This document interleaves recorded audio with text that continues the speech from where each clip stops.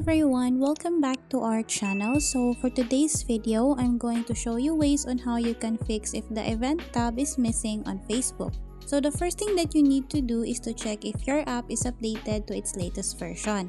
To do that, you'll have to go to your Google Play Store, or if you are using an iPhone, go to your Apple Store.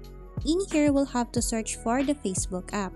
After that, if you see it here that it says update, all you need to do is to update the app. And then once you're done updating the app, simply tap on the open option.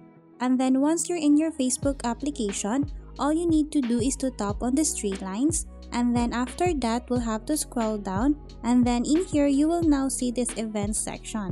If you still don't see this option, the next thing that you can do is to log out to your account. And then after logging out to your account, simply log back in. And then after doing that, if the problem isn't fixed, the next thing that you can do is to uninstall the app. To do that, we'll have to tap and hold on the app and then tap on this delete icon. In here, you'll have to tap on this uninstall option. Once you're done uninstalling the app, all you need to do is to go to your Google Play Store or Apple Store and then reinstall the app.